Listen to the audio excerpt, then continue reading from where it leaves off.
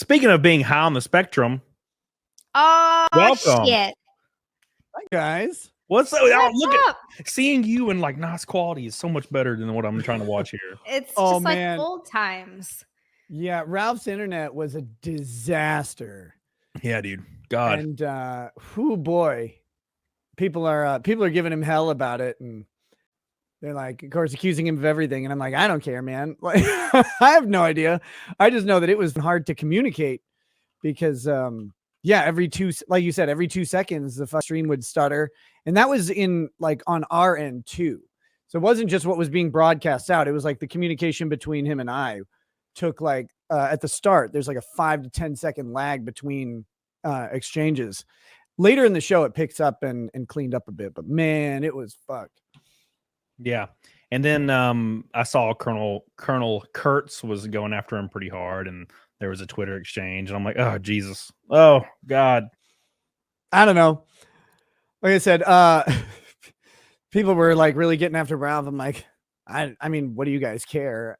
Well, at least it's not you. At least it's Ralph. Did Ralph? Yeah, when he says he wasn't on anything, I don't care. Like, I don't care if he was or wasn't. I don't have any reason to believe or disbelieve him. It literally doesn't matter to me if he was. But some people get really invested in this stuff, and it's like, well, what do you care if he is? Well, you know how it is. I mean, you know better than anybody else right now that anything. Because so there was this that like discovery thing. Maybe I think it was what I was reading, and there's just a random thing from 2009. It's like a CPS case, and all these people speculating that like you did some shit, and I'm like, and I read your response where it's just like a change in like foster status or something. That's all. No, it's even less than that. So the files from 2009, but we weren't even involved in 2009. Our involvement was in let's see, it would have been trying to think. Oh, late 2010, mid to late 2010 through 2011 or the beginning of 2011, because we were foster parents for these boys, 2 boys out here. And then Lady Rackets and I were going to, so those 2 boys got respite care we were caring for them, but they got respite care because we were going to Canada with my family. And the morning we were supposed to get on a plane, Lady Ragged started bleeding. She was pregnant with our 2nd kid. And so we had to go to the fucking hospital, and the hospital said, you know, you're okay. Everything's going to be fine, but you need to be on bed rest. No heavy lifting, really no lifting, and take it as easy as possible. So then we had to contact the county and be like, sorry, we can't keep fostering these kids, because I was still working at the time. It was before I went to law school and everything. And it was like, I can't be around these for all day for the kids. And Lady Raggets can't like pick them up because she's pregnant and she's bleeding. So she has to take it easy. So we had these 2 boys. It was like, one was 2 or 3 and the other was like 4 or 5, I think. And so we had to let them go to the family that was providing respite. They took over. And then I think those kids went back to their mom a little while later, but we kind of lost track of them after that because, you know, you don't really track them. I don't know, unless you're weird. Yeah. I mean, unless you're weird. Well, I shouldn't say that. Some people who have really long-term placements with kids, they'll like, you know, be involved in those kids' lives for a long time. If it's multiple years, we had them for a couple months. And it was really nice. We thought we might have a long-term placement, but ended up having the scare with the pregnancy. And then we never fostered after that. But yeah, so that would have been near the end of the file because my son was born in 2011. And it's like people made this big deal. It's like, no. Like that's not our file. The ones that are our files say Rekieta in the case name. And in that one, they redacted the case name because it's not us, guys. Like, but yeah, they speculate on everything. But the thing is, I don't think Ralph has any particular conditions that he has to meet for anything. I know people are very concerned about me because I have conditions to meet. And it's like, well, I'm meeting those. Right. And so when it comes to, you know, how things are going now, I noticed this, and forgive me if this is kind of gay, but I watched your show I think it was with Ty Beard recently. And I made the comment, I don't remember who I was talking to, somebody through text or something. And I was like, Nick looks really, really good tonight. Hey, thanks, man. And I was like, this is great. I'm enjoying this. It might have been Art. I don't fucking remember. And I was like, yeah, he's looking great. And I think a lot of people have noticed, like, you look good. Well, there was this thing, and people, I don't know, they thought I was lying. It's like, well, you can't convince people you weren't, but I was sick for 20 fucking days. Two shots in a row of 10-day sicknesses. And I dropped down to 148 pounds, man. Like, Jesus. I was tiny and I fucking hated it. Because this is where this is the weight I wanted to be before I hit the gym. Was 165, which is where I am now. It's where I got to right before getting sick. And then I got sick for 10 days, started to put the weight back on, got sick 10 days again. And it was like, that was fucking devastating because neither time I couldn't eat at all. Like for 10 straight days. The second time, even a liquid diet was literally painful. I had fucking pain as I swallowed even soup. So Ew. it was good times, but people are like, you look terrible. I'm like, I know. Thanks. I wake up every morning and see it. Don't worry. You weighed less than Zia's tits. Yeah. That's true. That's true. I weighed them the other day. They are, in fact, 148 pounds. I have a lot of back. Nice. Well done.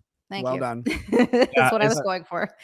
And one of the things that's been pretty interesting to watch is, and you can look at any chat and see it immediately. What do you say to people? Or you don't say shit, actually.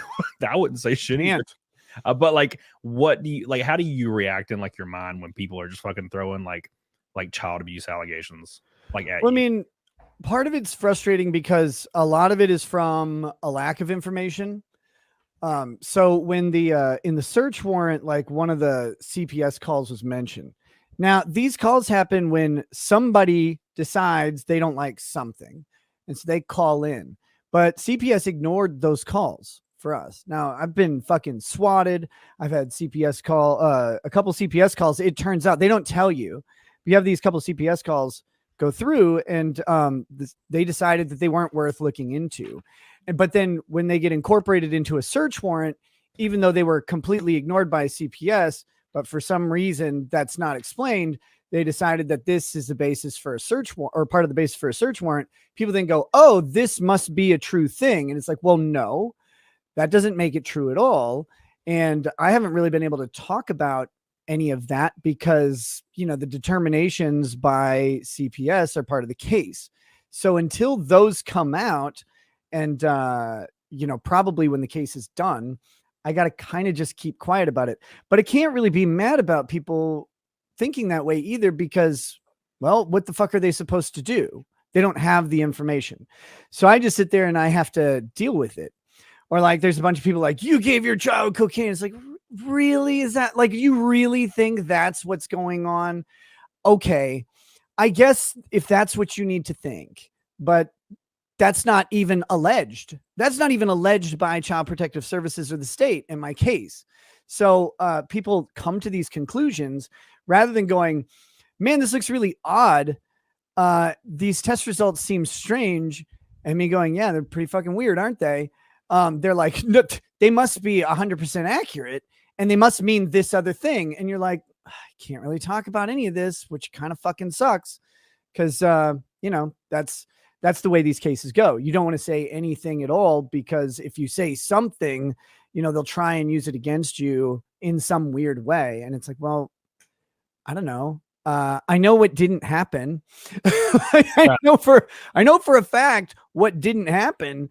So I kind of know that like a lot of the narrative out there around some of these things is just completely, it's fiction, but again, people have only the information that they get. So you just have to kind of suck it up and deal with it while the government's like staring you down the barrel of the fucking Liberty gun. And you have to just wait and let people have their opinions. It sucks, but that's what you got to do. Yeah. And I was talking to somebody about this and, well, it was probably just somebody in my chat because, I was thinking to myself, I'm like, why? Like, cause a lot of things are starting to line up and I'm like, why would a local government do this? And then somebody in the chat with one statement made a lot of sense. They were like, to get the W, bro. And I'm like, oh wow, that's that stupid chat makes so much sense. Just to get the W, bro. And I'm like that. And then you think back to all the times where you've watched documentaries on people and somehow the state or the local government would have so much shit and then they had to work for years to get their name cleared. And it turns out like that. And I'm not saying this is the case. I'm just saying that it turns out that the state had fabricated all this shit just to destroy this random person. And it's like, wow, that's fucked up, man. Look, if people are really confused about a lot of the shit in the case, and like they're like, holy shit, this is a surprise. You're not alone. They're being a surprise on some of this really outrageous shit. But you know, like the process of going after that stuff and going after that, first of all, the process of getting that information is a whole fucking story. And then the process of going after and trying to correct what has to be erroneous is like, you can't just be like, nuh-uh. Some people are like, well, why don't you just bring clean drug tests to the government and get your kids back? It's like, oh, you think I don't have a fucking litany of clean drug tests to give into the government? They just don't give you your kids back. It doesn't work that way. It'd be amazing if it did, but there's a lot of people that could get clean drug tests and just hand them over, but they wouldn't be clean. Luckily for me, I'm clean. That was easy as fuck. So it's like having the clean drug tests is great, but you can't just give them to the government and have them say, oh, sorry. They don't do that. They come up with a story, just like everybody in the chat has a story, and they have to fill in the pieces. And your story is not the one that they've come up with. I promise you, no matter who you are in the world, when the government comes up with a story about you, whatever they come up with is not right. Even if yours might be worse, but theirs is incorrect because only you have all the details. Well, you don't just get to tell them, well, let me tell you the details and then you'll change your mind, because they've made up their mind on their story and they don't care what facts you have, because now confirmation bias is at play. That's why the court system exists. I have to wait for the court's timeline to fight against all this shit. And that's why there are rules and processes to do all of this. But, you know, the internet isn't a place to wait for answers. The internet is a place where we go, I want to know now. I want to know, because the story, right? It's salacious. It's exciting. It's fucking insane. And I'm sitting here going, God, I'm hearing the story and it sounds way more interesting than my life. And it's horrifying, but it's like, I know that's not actually the truth, but yeah, I have to tell the story somewhere else. It really fucking sucks, because I like telling stories all the time. Yeah. What is what does the process look like to get your kids back? If you can talk about that, like, what does that actual process look like?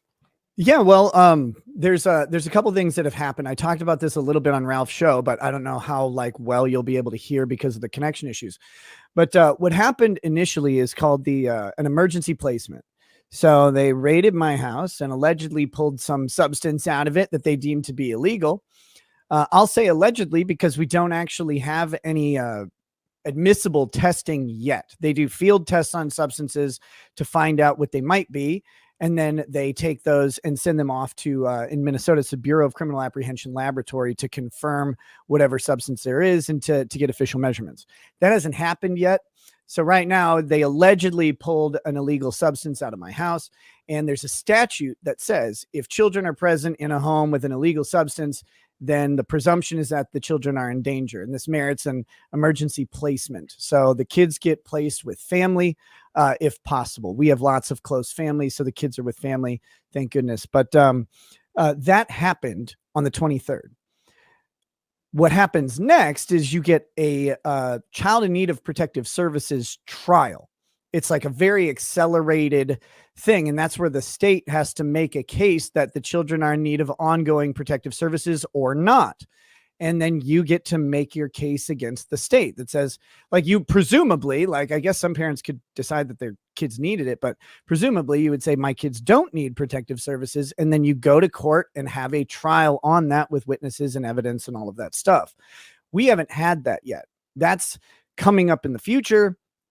And in the meanwhile, you have everything else going on where you have, during the meantime, you have sort of a plan to have visits, and they call it, Minnesota has a presumptive reunification plan where they want to put your kids back with the family.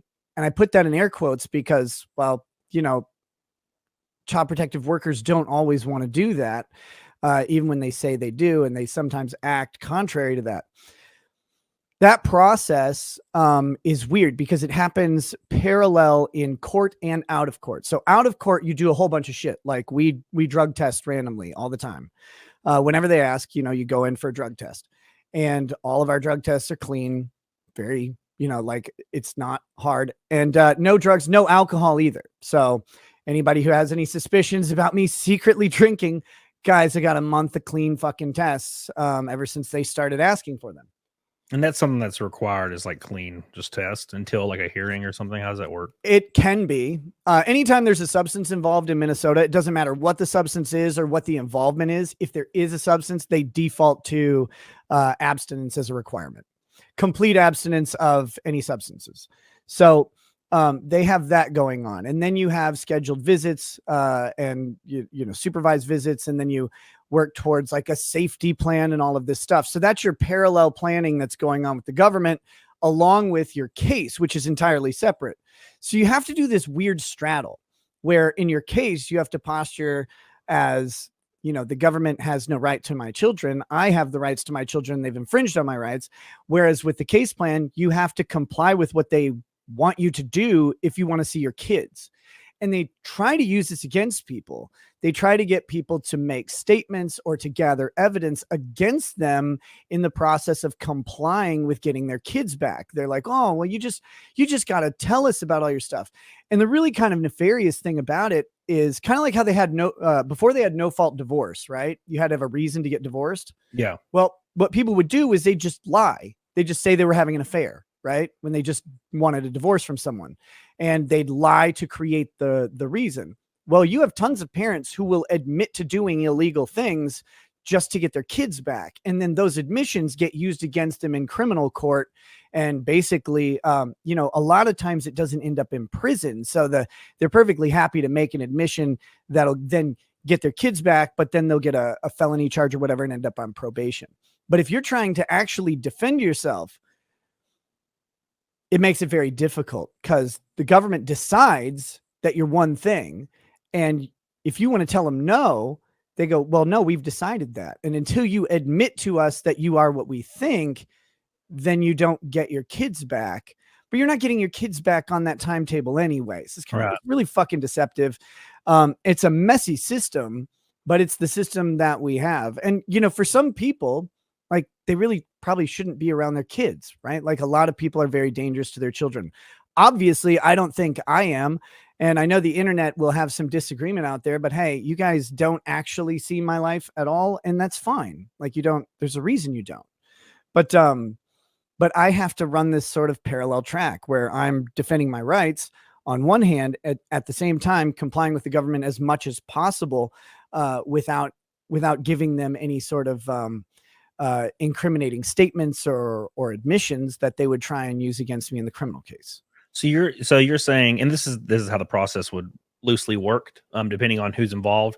But you're saying that kids will be utilized in a way to pressure parents into admitting to stuff that may not be true, just to it's like a plea kind of deal, like get their kids back and move on. People lie to make plea deals all the time. Right. People admit to crimes that they don't believe they're guilty of all the time. And I'm not saying specifically that the state has that intention, but the system is set up in such a way that those pressure levers are applied to people in that way. And that is a mess. And severing the two cases is really, really difficult because the government agency that's prosecuting you is the same government agency that's in charge of the child protective case. And in our case, it's even the same attorney on both of them. So it's like, you want us to say things over here that you would use over here. And some people would be tempted to just say it. But, you have a Fifth Amendment right for a whole lot of reasons. But the other thing is they want you to tell their story, their version of your story. They don't really care what your version is because you can tell them, you can even show them evidence, piles and piles of evidence that you are not the thing that they say you are. And yet still they'll just be like, nuh-uh. Right. We go, you must be this. It must be this. And so eventually you have to take them to court and they have to meet their burden of saying you are the thing that they say. But, you know, the real rub for the county is most of the people they deal with don't have the means to fight in Right. these cases. And when they encounter people with the means to fight, it makes things really complicated for them. And well, I mean, I guess that's just too bad. Well, so what do you think's what would you foresee? Because I've asked so many people their personal opinion, and they're not even involved. And I've given my opinion. I've asked Drex's opinion. What would be your best case scenarios, like end all be all when this is all over? Like, what would you see happen? Like, you're just Best case scenario? Yeah. Well, obviously the best case scenario would be I have my kids back and I beat all the charges. right. Yeah. I mean, as simple as that. Right. That's and it's not an outlandish possibility, really. The government has a tough case to make. I can't talk about why. Yeah. It's frustrating, but I can't talk about why. But it's not an open and shut case. In a lot of instances that could be there's a familiarity to the fact pattern for a lot of people, but there's some complications that, again, those things have to be brought up in a very specific manner. I can't talk about them here, but I'm sure you'll all get to read about them when the documents hit. So that's that. I don't know if that's going to happen. Like, I'm not trying to get my hopes up or anybody else's, but that would be the best case scenario. Right. Oh, and I have a fun question. Yeah, because you just said it. You said it was easy as hell to get clean. Yeah, to be clean is easy as hell. Well, good. There you go. There, Like, I saw somebody in chat and they're like, "How dare you say it's easy to be clean?" Like, oh my god, so guys, do you know how easy it is to not like drink or do drugs? It's really easy. You're all doing it right now. Like, I don't know about that. A huge portion of the chat, you guys are not drinking or doing drugs. It's really easy. There's somebody that's wasting the chat right now. Yeah, there's definitely someone that's either on drugs or drinking. I don't know. For me, it I know- wasn't easy No, I know. to get That's sober, a joke. It's a joke. Yeah. but it is easy to not do drugs now, I guess. Oh yeah. Well, after the worst hangover of my damn life 2 days ago, I'm like, yeah, it's really easy to not drink right now. I almost died, man. July 4th was wild. But no, up until the government asked me to, I was able to drink, right? Like, we paid our bonds, so we had no conditions on the criminal case. And then the family case, they said, no drugs or alcohol. And it was like, up until then I could drink. And it was like, well, I mean, I guess that sucks. But then all you do, I mean, for us, all we did was we just took all the liquor and got it out of our house. Like, so I don't have any alcohol around. So then you just don't drink because you have to not drink. Right. Like, that's just, I don't actually. Yeah, that makes sense. Like, yeah, I mean, thinking my question was going to be, because, and I don't drink super often, but like every now and then I'll like pull out some cards to play some rummy or some spades at my table. And I got some Steely Dan playing and I'm like, man, I really want to like drink some beer or some claw right now. Like, do you ever have those moments where you're just like, man, I'd love to fucking just sip? Dude, we've been having fires outside, like a little bonfire, and you're just sitting there by the fire looking at the sunset. And it's like, man, it would be cool to have a glass of bourbon, right? Like, it'd be nice. People get you say you don't drink that much. People get a distorted view because they're watching the show and you drink on the show. Yeah. From time to time. And just like me, people are like, well, he drinks all the time on his show. And it's like, yeah, but I'm not drinking the rest of the day. Like, the rest of the day isn't full of alcohol. And so then people are like, he's probably wasted 24/7. It's like, no, literally just on the show. But it's, it's wild. So of course it'd be nice. Like, the thing that made me mad was, like, there are places around here that do like stupid Bloody Marys with like a fucking hamburger. Like, there's one that does a quarter smoked chicken or rotisserie chicken on the straw. So you got like a rotisserie chicken and then like a big fucking roll on there. And it's like, well, I really kind of want one of those. And I went in, I was like, do you do virgin Bloody Mary? they're like, no. Damn. No. Oh, why not? Like, please, like, just put tomato juice in ice and put a hamburger on top. Like, that's what I want. Can I try that? I'll still pay your $15. But no, they don't do it. So it's like, oh God, see that sucks, because that would be fun to do. But other than that, like I said, when the state said no drinking, it was like, well, shoot, but okay. Like who cares? It's a good motivation, a good motivator. It's the Yeah. state. Yeah. know? Well, I mean, Yeah. when I say who cares, like, well, who cares is just liquor, right? But the frustrating part of it is that like alcohol isn't part of any of the concerns that anyone has in our case. And so actually the list of concerns that they have is exceedingly small. But you know, again, all of that has to wait. But alcohol isn't a concern. It's not like they decided no alcohol for some reason. So then you're just sitting there like, so this is for nothing? Like, that's really annoying. And they do that a lot. I mean, even before weed was legalized in Minnesota, if you got caught with a small amount of weed and you had a criminal charge for it, during your probation, no alcohol. So people couldn't like even come home from work and have a beer or whatever. And it really fucking frustrates a lot of people because that's how a lot of people relax after work. Yeah.